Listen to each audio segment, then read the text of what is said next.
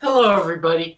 Welcome to Frontline Football. And due to it being the divisional round, Masked Man gave me a very nice storybook to read. It is called The Book of the NFL 2020 edition. Let's just pop in and read one of the stories that is right here. Ooh, this one sounds interesting. It's called Corvette. So, there once was a player named Juju, loved by all in the league. He never got into a fight. He never had anything bad happen to him. He was also overshadowed by another diva on the team, Antonio Brown. This was a very good pairing from the start. And then Antonio Brown said goodbye, and Juju was left all alone. And then the year 2020 came. This is a new brand of Steelers, and Juju discovered a new app called TikTok. And with this new app, he decided to do some dances. First it was very harmless. He would just dance after they win. Some people wouldn't like it, some would. It was all a mixed bag until 1 week against the Washington football team. He danced the Corvette, and they lost. So that was very sad. It made the team very mad. And that's not good. That's very bad. So, the next week, Juju decided to have a better idea. Dance on an opposing team's logo. This team just so happened to be the Buffalo Bills on Sunday Night Football. And the Bills beat the Steelers again. And you know what Juju's next thing was? Dance on another logo the next week. Because they obviously would not lose to this team. This is the Bengals without Joe Burrow. They would never lose to a team like that. You know the end of the story. They lost. Now, let's go on to the Steelers versus the Browns in Week 17. Now, this game, the Browns barely edged by, but they didn't need to. The Browns barely edged by and barely lost to these Steelers.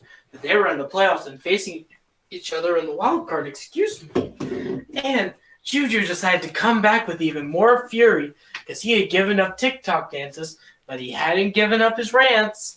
So he said that the Browns were the same old Browns that he had played every single year.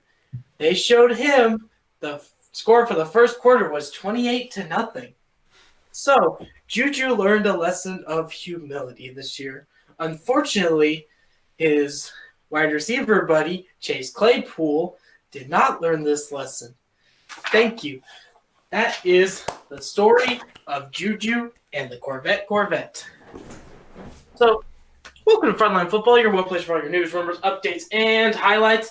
And right before we get into our news, we want to say that we beat Scheffner and Rappaport to the Nick Caserio news. We filmed that video at 8 o'clock p.m. Central Time, and that news came out 8:30 p.m. Central Time. So we beat them by 30 minutes. Let's get right into the takes. Okay, let's get it. Well, we're going to go with takes. All right, so the first matchup is Chiefs-Browns. Chiefs had bye week while Browns beat, the Steelers. They destroyed them. All right, I'm going to hand this one off to Jack because he hasn't even spoke. All right, I'm going to have to go with the Chiefs here. I understand. It was a great playoff win for the Browns, and it will go down as a part of their progress to hopefully Super Bowl for them eventually. But Andy Reid after a bye week is like a different level of powerful. I think he's going to get his offense back on track. He's going to get things together. They haven't been winning too convincingly as of late, so I have a feeling he's going to want to make a statement coming into the playoffs. So I have a feeling that they're going to write some crazy plays, dig deep into the playbook. I think while the Browns will be able to keep the ball away from Mahomes with that great run game, I don't think it will be enough to finish him off. I'll have to take the Chiefs here. What are your thoughts, Josh? I got to go with the upset here. I am going with the Cleveland Browns. Now, this might be a big surprise to a lot of you, but I feel like with Kevin Stefanski coming back this week and Denzel Ward and a bunch of their other players coming back from COVID, I think that this will be a new Browns team. They did just destroy the Steelers at home or at Heinz Field. So I think that they can go to Arrowhead and beat the Chiefs. So give me the Cleveland Browns Moving on to the AFC Conference Championship. Zach, what are your thoughts? I have to go with the Kansas City Chiefs, even though that maybe Tyreek Hill won't be there. I don't think the Browns, they could stop the Steelers. I know that, but they face them, 2 times a year? Every year. So the Chiefs, they don't face as often. They don't know them as well. I think the Chiefs, especially Andy Reid after the bye week, like Jack said, they will actually get this dub. So Kansas City Chiefs I'm going with. All right. So the next team is the Ravens-Bills. Now, this is going to be an interesting one, and I think this is going to be a good game. Josh, what is your take? Ravens. I have to go with the Buffalo Bills here, just because the Ravens, I don't know, they just didn't go out with the intensity I wanted to see from them, is how I'm going to put it. Because, one, Lamar Jackson did not score a passing touchdown, and all he did was go in for a rushing touchdown. And really, he had to have help from his defense to seal the win for them. And this wasn't one of their best games by far. Against a Titans team that almost lost to the Texans, who lost to the Steelers, this just wasn't a good game from Lamar. So I'm going to have to go with the Bills here because the Bills looked really good against the Colts, wherever they faced them. So I'm going to go to Zach for his take. I'm going to go with the Buffalo Bills. They did play a really good game against the Colts. I think that was one. I think, in my opinion, that was the best game of Wild Card Weekend. I can see a Ravens win, but Lamar, he does have a playoff win now, but he went against the Titans, and he lost to them the first time, and he just got another shot at them, and he already faced them once. He has not faced this Bills team, and this Bills team is nasty. I think that Bills will win. Jack, your take? I have to also go with the Bills here. Now, I could definitely see a Ravens victory just because we're at the point in the playoffs where if you're here, you're not like a fraud or a fake. You deserve to be here. But overall, Ravens beat, in my opinion, a far worse unit in the Titans than what they're about to meet with the Bills. Titans were very one-dimensional, and they couldn't rely on Henry, and we saw it cost them the game here. Now, the Bills, they're going to have a lot more passing game, and I think that they're going to be able to take care of the Ravens defense, and I think the Bills defense will also do a better job at containing Lamar in specific situations. And overall, I just think the Bills, they're one of my favorite teams left in the playoff race, and I will take them here to move on to the AFC Championship game. Okay, well, the next one. Okay, we got the Buccaneers versus the New Orleans Saints. All right, I'm going to hand this one off to Jack. What is your take? I got to go with the Saints here.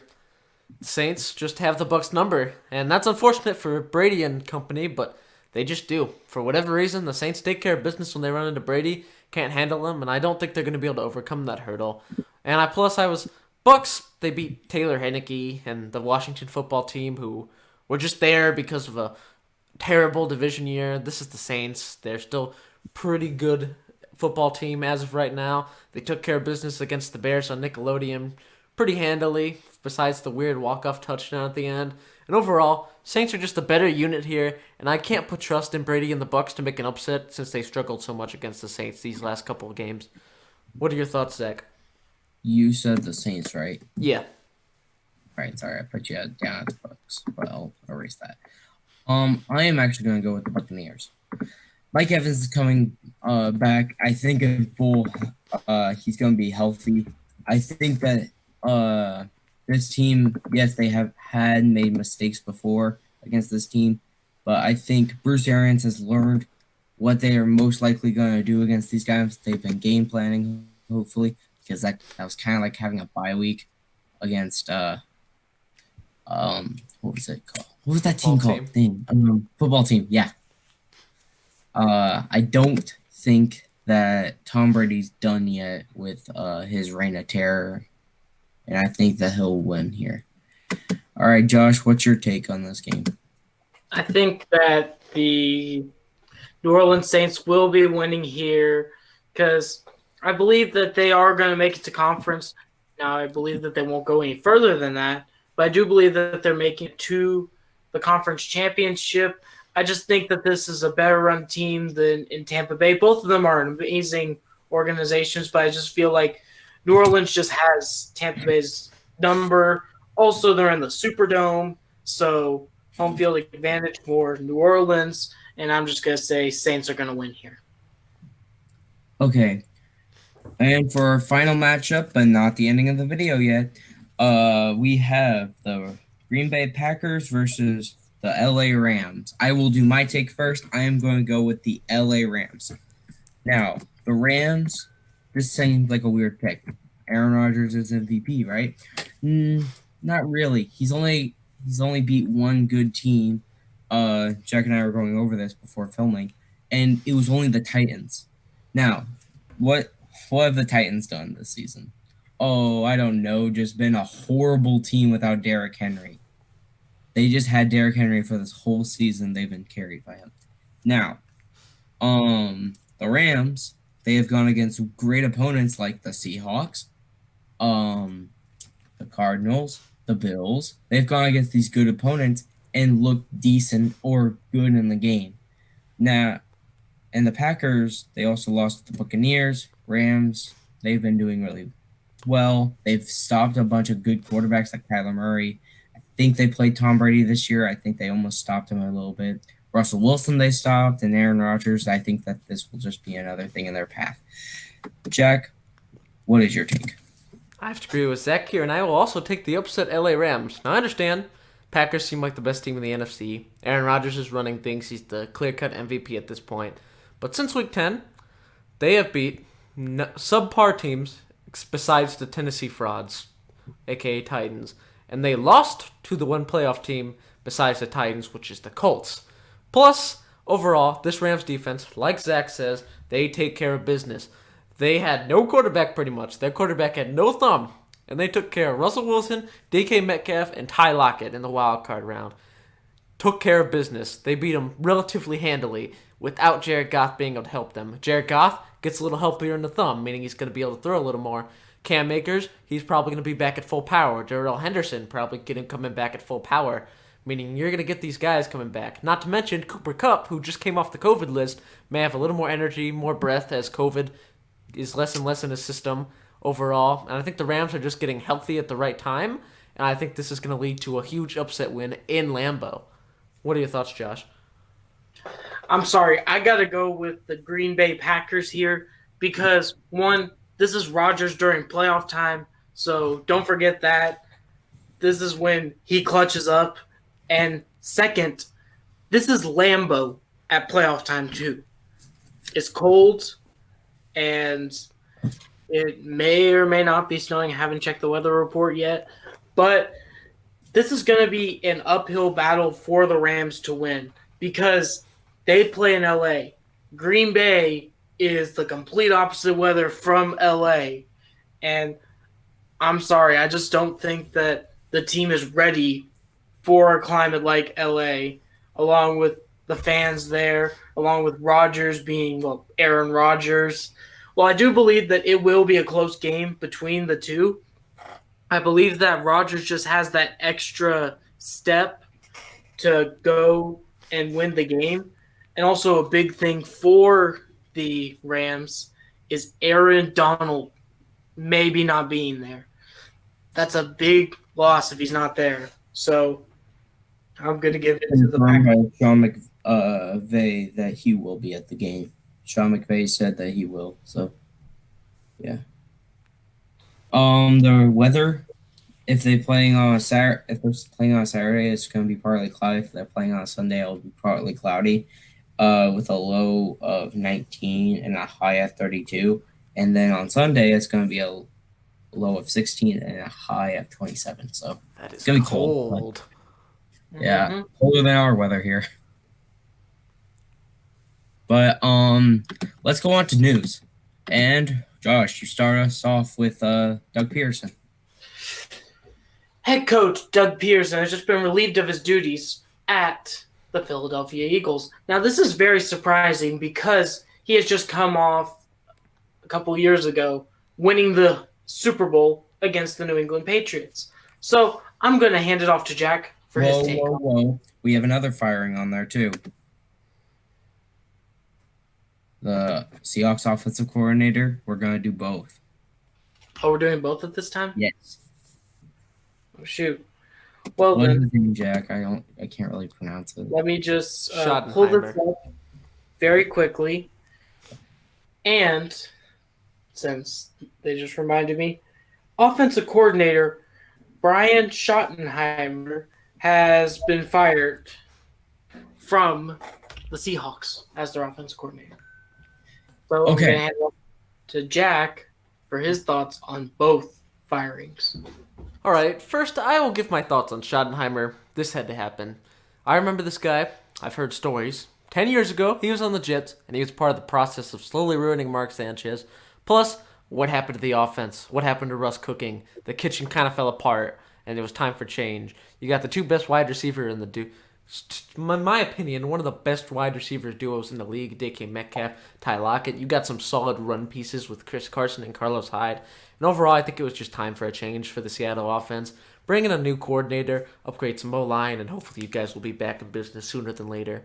As for Pederson, I don't think I'm going to call the firing. I'm not going to call it dumb because I feel like it was kind of reasonable, but it was super late.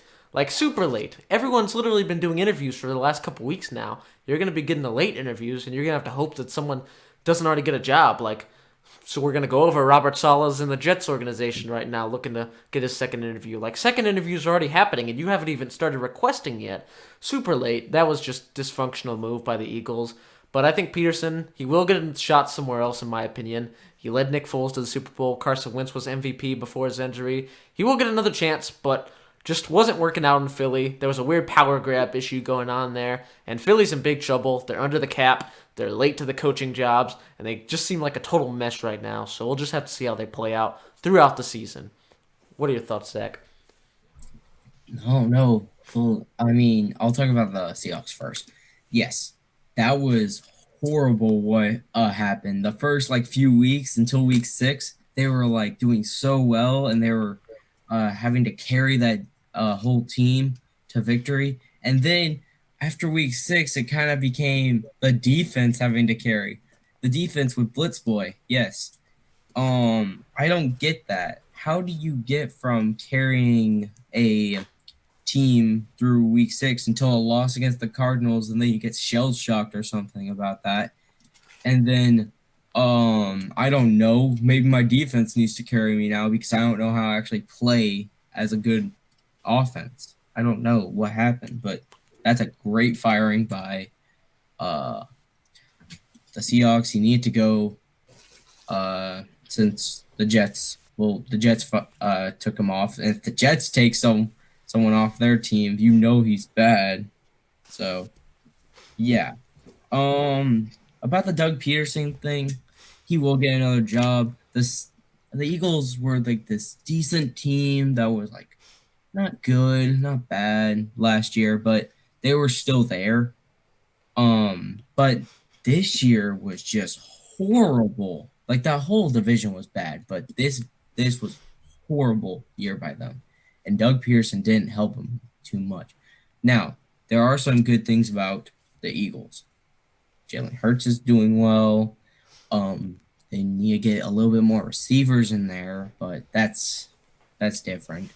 There's a few things that are wrong with this team, but they're starting to make a decent team out of it. So, yeah. Josh? I think that the Schottenheimer firing was inevitable. He performed terribly in that wild card game. It seems like the offense never had an answer to what the defense was giving them in that game. And even through this whole season, it was completely Schottenheimer's fault for the fall of the team. He had 2 amazing receivers that any team would kill to have one of them. And he wasted them this year. This was a complete waste of a season, and it's all due to Schottenheimer. So this was good to get him out the door. And then Doug Pederson, this was inevitable. But I feel like this was done way too late because teams like the Jets, Falcons, Texans, Chargers all these people have already started interviewing. Jets have had a second interview with somebody, and even the Chargers are interviewing, the Texans are interviewing. Everybody is interviewing. You are not getting the cream of the crop when you get into the coaching search this league. You are getting the bottom of the barrel, like the people who nobody else wants. So good luck, Philly. You're gonna need it. It'll be horrible if they got Adam Gase or if they got Bill O'Brien. That would be hilarious. But let's talk about that Jet stuff. What's going on in New York or New Jersey, technically, Jack? All right. There's been discussions. Robert Saleh is currently in Florham Park in One Jets Drive, and he is doing his second interview with the New York Jets, meaning that he, as of right now, is the front runner and the first in the coaching search to get the second interview. Now, I'm going to do my take first since I'm the Jets fan. I would not mind this hire at all. For one, this guy has great defense in San Fran. He carved it out himself, and he is great. Plus, you get San Fran, you're going to get to bring in one of these San Fran offensive minds that were in the Shanahan tree. Whether that's Mike LaFleur, who's the running back coach. They have a solid receivers coach that you can bring in. But overall, you could be looking at a Kyle Shanahan-style offense. Two, this guy brings the leadership quality. He brings the energy that the Jets have lacked over with Todd Bowles and Adam Gase for years now. This guy has spirit, fire for the game, and I think that he'll help our defense become even better than before. I think people will get better under him. And I think overall, he will bring a leadership that the Jets have not seen since Rex Ryan in 2010. And I think this will be a great hire. I still think I want to look into Dable and Arthur Smith and Eric Bieniemy, other guys. I don't want to say Sula off the gate, but as of right now, if he's hired today, I would be very happy. What are your thoughts, Josh? Well, one thing I gotta say, this is amazing for the Jets. I feel like they're going in the right way with this move. And I just gotta say one more thing about this is simple. The Jets work well when they have a defensive-minded head coach in the building controlling. It worked with Rex Ryan, and it worked it wasn't that good with Todd Bowles. It wasn't a good example. But here's the thing. The Jets and defensive-minded people just work like peanut butter and jelly. So I feel like this is the guy that New York needs to get. Not Bieniemy or anything, because this will be Kyle Shanahan's system in New York and a defensive-minded head coach who will bring energy to that locker room and that good defense that Greg Williams built. And yes, it was Greg Williams. It wasn't Adam Gase. That was Greg Williams' defense. He built it. He made it good. And Salah is just going to add the finishing touches to that defense and make it amazing. I'm saying in a couple years, maybe a top 5 defense right there. So I'm going to hand it off to Zach for his takes. The Jets are all looking up. It's looking up, and they might be getting a new franchise QB.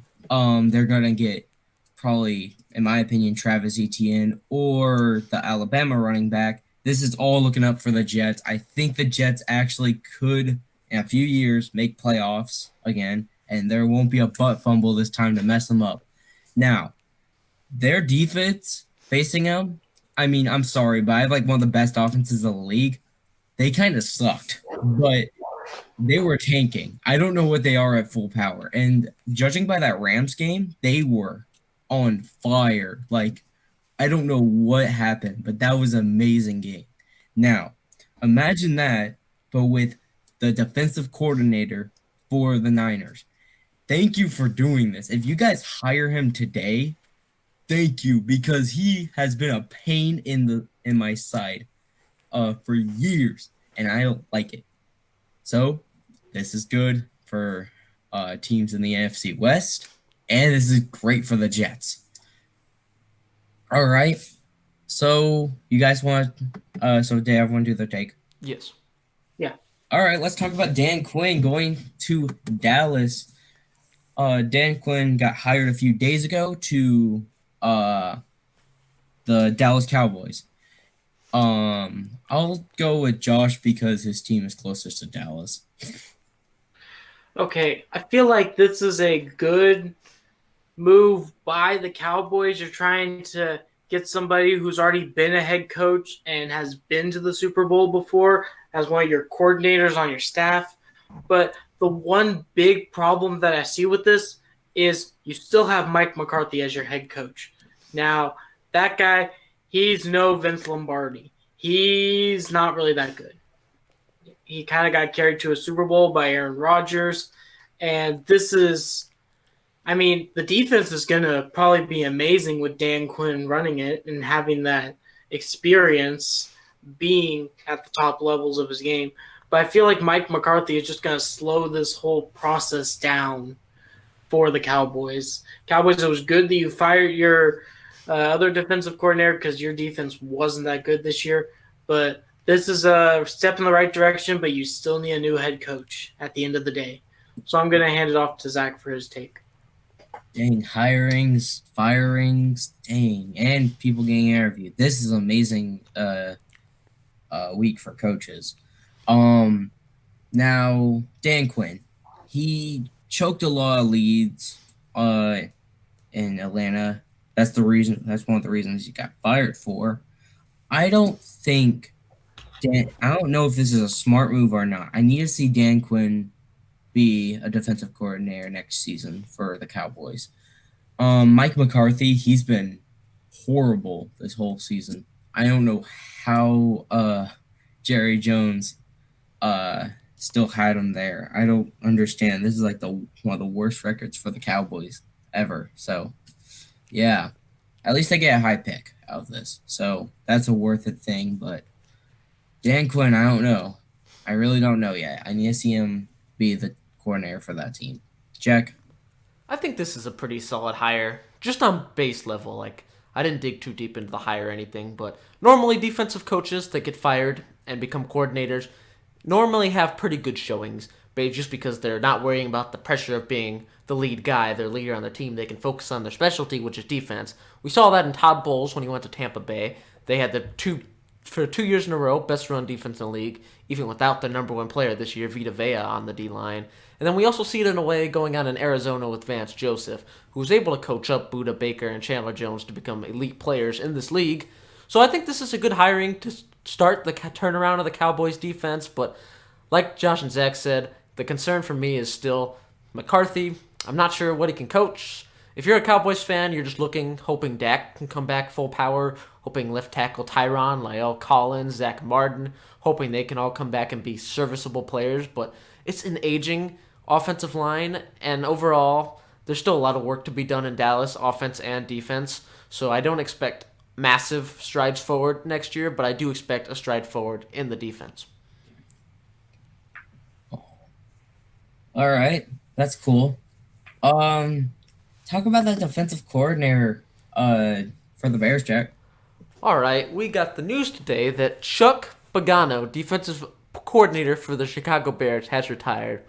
Now, this guy, he's got around in this league. I believe he's had a couple head coaching gigs in Indy. I believe he was somewhere else a couple years ago, came back and came to Chicago. But overall, this is a loss for the Bears.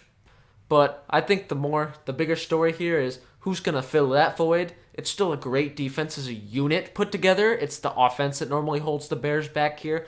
So I'm curious if you can get a super defensive mind in there. That defense will probably continue to be locked down. It's probably a very wanted job for defensive assistants looking to prove themselves as coordinators in this league.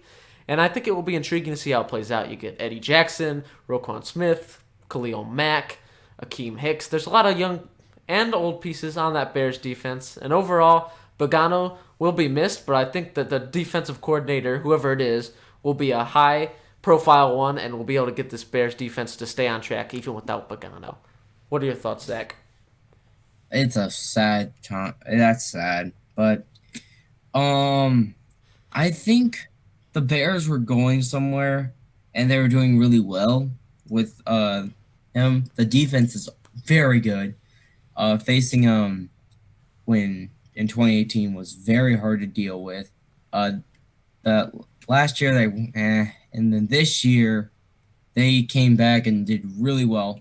Like you said, Jack, there are great pieces there, like Khalil Mack, Eddie Jackson. I think that this team will be really good. It just they need to find a new defensive coordinator. So that's going to be a little bit of a hunt for them, but it'll be worth it to find a new guy to work with all those pieces. Josh? I think that this was probably, it seems like a good thing for Chuck Pagano because he's been a great head coach. He's been a great coordinator. And I feel like this will be a very good thing. Maybe one of the, like you said, maybe one of the position coaches for another team will try to show their defensive prowess as being the defensive coordinator. Or if somebody gets lucky, there could be a head coach from college that moves up and becomes that new defensive coordinator. But whoever gets into this position has some big shoes to fill because Chuck Pagano made that defense into what it is today. And this is going to be very interesting who the Bears decide to hire because they're going to have some big shoes to fill and they're going to have to do it very quickly because Chicago wants to make a deep run in the playoffs. They want back the 1985 Bears. So good luck to whoever accepts that position. All right. Well, Josh, you get another thing to talk about. Wait, Jack, did you go? Yes. Okay. Josh, you got another thing to talk about. The Jacksonville Jaguars and Urban Meyer. What's going on? The Jacksonville Jaguars and Urban Meyer, it's kind of been the will they, won't they of this. It's been the Ross and Rachel of this offseason. And right now, Urban Meyer seems to be assembling a team. The Jaguars have their head coaching position for him. All he has to do is say, let's go, and he'll have the position. So I'm going to hand it off to Zach for his thoughts. Urban Meyer, he could hold up pretty good. Is he more defensive-minded or offensive? Offense. All right. Well, that offense was getting controlled a little bit. It was weird. It was weird. They got scored a lot, but the defense wasn't really helping them in the natty too much. But he was also going against one of the best head coaches to ever coach college. So, yeah. But Urban Meyer, I think that this would be actually really cool to have him there. I think Fields would actually get taken number one because Urban Meyer's worked with Fields and he can produce him into this star that everyone thinks he will be in the NFL. So, yeah. Jack, what about you? I think this is already a done deal, in my opinion. I just think Urban's waiting, sitting on it a bit, but you get the number one overall pick. You get the most cap room in the league. You have young stars that you can work with on offense, such as James Robinson and DJ Chark. You have some solid interior offensive linemen in place. You have draft capital from the Jalen Ramsey trade. There's a lot to work with here in Jacksonville, and it's one of the best landing spots in the league. Urban Meyer should totally take this job and then draft the guy he wants. I think it's Fields. It may be Lawrence. You never know. But this is going to be a great hire for Jacksonville as pairing up either of those QBs with Urban Meyer's offense with the most cap room in the league and with some of the best draft capital in the league. That is a recipe for success in Jacksonville, and I expect a very fast turnaround if he's in the building. That's cool. All right, let's get into injury update. Zach, I didn't do my take. Oh, then do your take. Sorry. So I believe that Urban Meyer, it's going to be a good decision, but I'm kind of skeptical about how he'll do as an NFL head coach because it's not very common that college head coaches can transition well to the NFL. Just look at Nick Saban. Amazing at Alabama. Great job winning that national championship last night.